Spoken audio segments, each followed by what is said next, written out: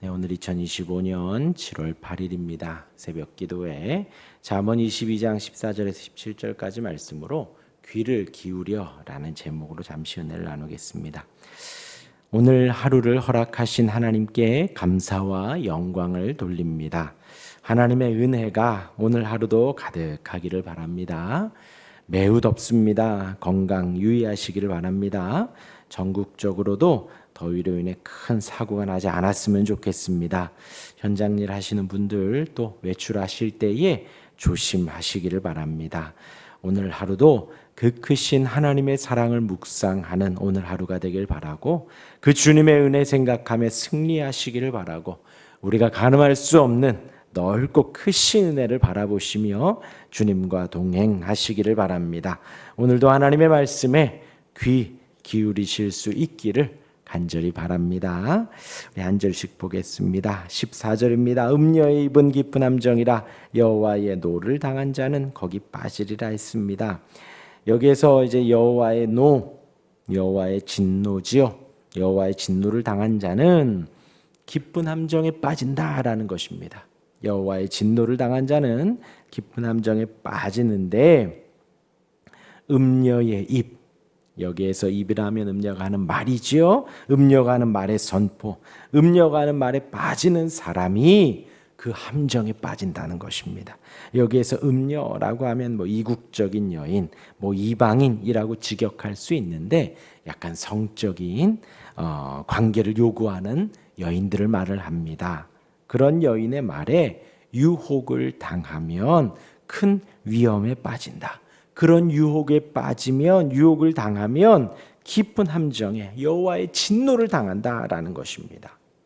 그러니 단순히 그 이방 여인의 하는 말에 그 유혹에 굴복하는 것이 그냥 좀 미련하다, 그냥 좀 실수를 했다, 그 정도로 말할 것이 아니다라는 것입니다.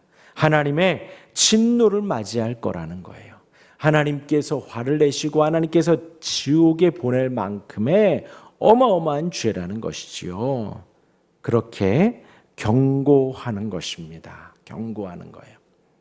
그러니까 음녀의 입에, 음녀의 말에 우리가 절대로 귀를 기울이거나 관심을 갖거나 하면 안 된다라는 것이지요.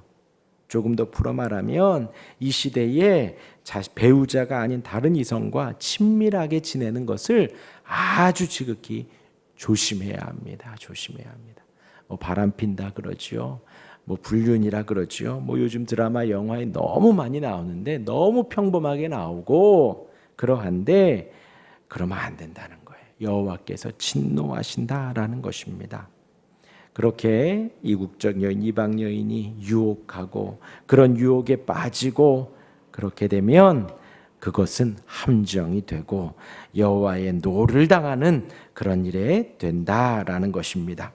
이어서 15절입니다. 아이의 마음에는 미련한 것이 얽혔으나 징계하는 채찍이 이를 멀리 쫓아내리라.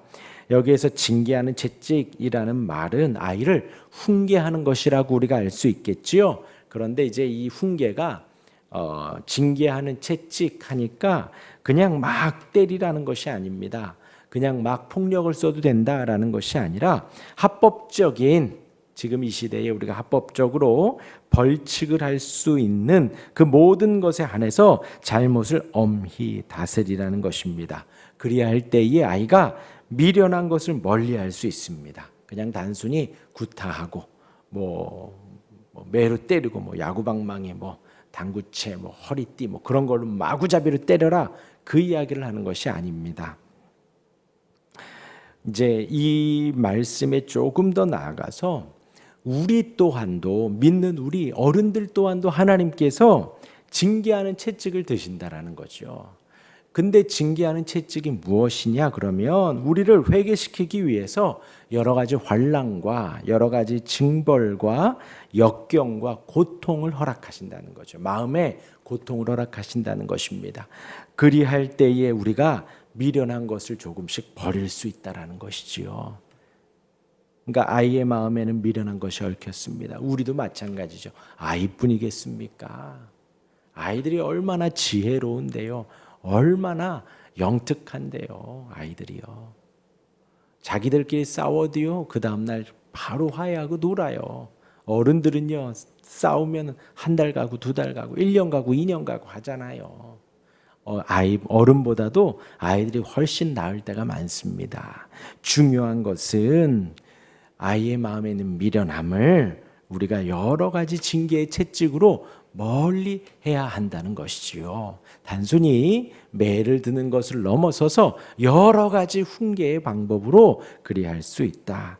그리고 마찬가지로 하나님께서 우리 인생 속에도 우리의 마음에도 있는 여러 가지 미련한 것들을 인생의 채찍을 들어 환난과 역경과 질병과 고통을 통하여서 그 모든 어리석은 것 미련한 것을 멀리 내쫓아 주시고 하나님 앞에 신실하게 신앙생활할 수 있도록 우리를 이끌어 주신다라는 것입니다. 그러한 비유로 생각하면 됩니다. 이어서 16절입니다. 이익을 얻으려고 가난한 자를 학대하는 자와 부자에게 주는 자는 가난하여질 뿐이니라 합니다. 가난한 자를 학대해서 부자에게 준다, 못된 거지요. 나쁜 거지요.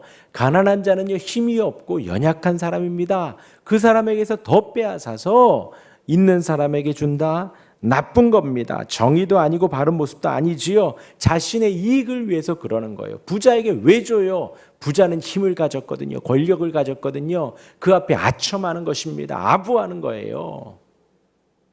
그러면 안 된다는 것입니다. 그것은 아주 안 좋은 거예요.